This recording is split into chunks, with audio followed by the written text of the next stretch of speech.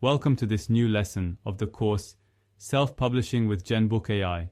Write and publish your book with AI. Up to this point, we have explored how to build a solid plot, divide the book into chapters, and maintain the narrative pace. Now we delve into one of the most important aspects of writing, character development. Characters are not just figures that populate the story, but the beating heart of the narrative. A well-built protagonist can make a book unforgettable, while a strong antagonist can fuel the narrative conflict and keep the tension high. In this lesson, you will learn how to create a credible and multifaceted protagonist, the importance of the antagonist and his role in the conflict of the story, advanced techniques to develop personality, motivations, and growth of characters, practical tools to test the credibility of your characters. By the end of the lesson, you will be able to create realistic characters with clear goals, flaws, and an engaging narrative evolution. Why are characters so important?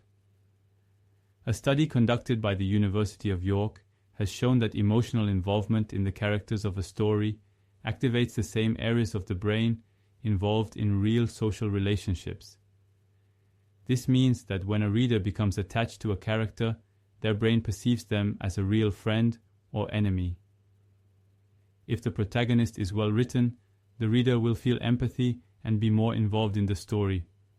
Example: imagine reading a book in which the protagonist is flat and devoid of emotions. The reader will not be able to connect with him and will probably abandon the reading. Now think of iconic characters such as Sherlock Holmes, Lisbeth Salander, or Walter White. They are memorable because they have a strong personality, flaws, deep motivations, and a clear evolution. A good character does not have to be perfect, but coherent and believable. Creating a believable and engaging protagonist. The protagonist is the heart of the story. He is the one through whom the reader experiences the adventure. To make him believable, you must develop him in 4 fundamental aspects. 1. Background and context. The protagonist must have a past that influences his choices and personality. Example: a man who lost his family in an accident could be overprotective of those he loves. Questions to build the background. Where does he come from? What events have marked his life? What are his fears and hopes? A character with a believable past is more realistic and engaging. 2. Motivations and objectives. Every protagonist must have a clear objective and a strong motivation to achieve it. Example: Katniss. Everdeen in The Hunger Games doesn't want to be a hero, she just wants to protect her sister, but this motivation pushes her to become a leader. Questions to define motivations. What does the protagonist really want? What drives him not to give up? What obstacles put him to the test? Well-constructed motivations create a character with a strong narrative drive. 3. Strengths and weaknesses.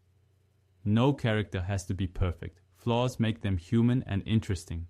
Example: Sherlock Holmes is a genius, but he is arrogant and emotionally detached. Technique: balancing strengths and weaknesses. If your protagonist is very intelligent, he may be socially awkward. If he is physically strong, he may be emotionally fragile. Flaws make the character more realistic and allow for significant narrative evolution. The importance of the antagonist. A good protagonist needs a worthy antagonist. The antagonist is not just an obstacle, but represents an opposing force that pushes the protagonist to grow. Example: Darth Vader in Star Wars is not just an enemy, he is the shadow of what Luke could become. One characteristic of a memorable antagonist: he must not be bad for no reason. He must have understandable motivations. He must put the protagonist in crisis. He must force him to make difficult decisions. He must have a weak point. Even the greatest enemy has a vulnerability. A well-written antagonist makes the story more intense and compelling. Techniques for developing unforgettable characters. 1. The question method. Write an interview with your character. Answer as if he were a real person. 2. The contradiction test. If your character is too predictable, add a contradiction to his personality. 3. The character journal. Write a typical day from the protagonist's point of view. It will help you understand his narrative voice. These exercises make the characters more authentic and complex. Mistakes to avoid in character development. 1. Characters without clear goals. If the protagonist does not have a goal, the story will be directionless. 2. Flat and stereotypical antagonists. A villain who is bad for no reason is not interesting. 3. Characters who never change. If the protagonist does not evolve, the story loses meaning. Avoiding these mistakes makes the book more engaging and realistic. Practical exercise. Write a profile for your protagonist and antagonist, answering these questions. What is their main goal? What are their flaws and strengths? How will they change throughout the story? This exercise helps to give depth to the characters and improve narrative coherence. Lesson summary. Today we learned how to create credible and engaging protagonists, the importance of the antagonist and how to make him effective, advanced techniques to give depth to the characters, tools to test and improve characterization. We've worked on how to develop believable and engaging characters, but now we need to give them an authentic and natural voice. A book can have a solid plot and interesting characters, but without effective dialogue, it risks being boring or unrealistic. A Stanford University study showed that readers connect emotionally with the story when the dialogue is natural and believable, activating the same areas of the brain that are activated in real conversations. Dialogue is more than just a way for characters to talk. It reveals personality and mood. It adds tension and dynamism to the narrative. It replaces unnecessary descriptions and makes reading smoother. In this lesson, you will learn how to write realistic and natural dialogue techniques for distinguishing the voice of each character, common mistakes to avoid when writing dialogue, practical tools for testing and improving your dialogue.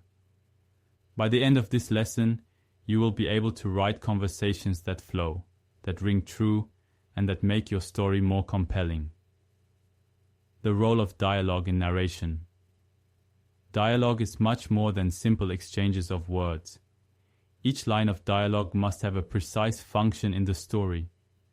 The main functions of dialogues: showing emotions and personality rather than describing them directly, adding rhythm to the narrative, alternating moments of action and introspection, conveying information without forced explanations, increasing tension and conflict. Example: effective dialogue versus weak dialogue. Weak dialogue. I'm very angry with you, Luca said. Why did you take my money? Effective dialogue. Luca slammed his hand on the table. Tell me you didn't take my money. The second example shows anger through action and word choice, without explicitly saying that Luca is angry. Writing effective dialogues means letting emotions emerge without unnecessary explanations. Writing natural and authentic dialogues. 1. Law of sounds natural. A dialogue should reflect the way people actually speak, but with a clearer and more effective version. Rules for realism in dialogues. Avoid sentences that are too perfect. In real life, people pause, hesitate, and use filler words. Use a natural rhythm. Avoid long and wordy monologues. Leave room for silences. Not everything needs to be said explicitly. Example of realistic dialogue. So, what have you decided? Asked Marco, drumming his fingers on the table. Anna sighed. I don't know yet. You don't know yet? The flight leaves in 3 hours. I know. In this dialogue, what is not said is just as important as what is said. 2. Give each character a distinct voice. Each character should have a unique way of speaking, based on age and background. An old man will not speak like a teenager. Personality, a sarcastic type will use a different tone than a shy one. Education and culture level, a professor will use more sophisticated terms than a mechanic. Example of different voices, educated character. I fear that this decision will have considerable repercussions. Impulsive character. Are you crazy? I don't agree. Distinguishing the voices prevents all the characters from speaking the same way. 3. Show conflict in dialogues. The most interesting dialogues are those in which the characters disagree. Conflict makes conversations more lively and realistic. Example of a tense dialogue. You can't do that, you know, said Julia, crossing her arms. Why not? Retorted Andrea. Who's stopping me? Common sense stops you. Here the back and forth creates a pressing pace and increases engagement. If the dialogue is too flat and lacking in tension, it may not be necessary to the story. 4. Using subtext in dialogue. People rarely say exactly what they think. They often speak implicitly. Example: explicit dialogue. I'm jealous because you talked to him all night. Dialogue with subtext. Funny, huh? You got to talk to him for hours, while I was just sitting there wallflowering. In the second example, subtext makes the dialogue more interesting and realistic. Good dialogue leaves room for the reader's interpretation. Common dialogue, mistakes to avoid. 1. Exposing too much, info dump. Don't use dialogue to explain information that characters already know. Example: mistake. Mom, do you remember that 3 years ago we moved into this house because Dad got a new job? Solution: Dad hasn't changed since he changed jobs, has he? 2. Too many said and forced synonyms. Avoid using too many imaginative dialogue verbs. Susurró, exclamó, domanda, riposte. Example: I don't believe it, exclaimed Julia incredulously. Julia's eyes widened. I don't believe it. 3. Dialogues that are too long or too short. A good dialogue alternates short and longer lines for a natural rhythm. Maintaining variety in dialogues makes them more fluent and dynamic. Practical exercise. Write a dialogue between two characters in conflict. Give them different voices. Use subtext to make the conversation more interesting. Read it out loud and ask yourself, does it sound natural? This exercise will help you make your dialogues more authentic. Lesson summary.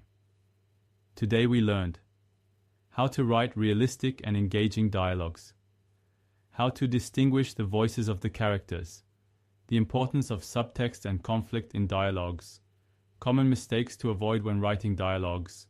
Thanks for following this lesson. See you next time.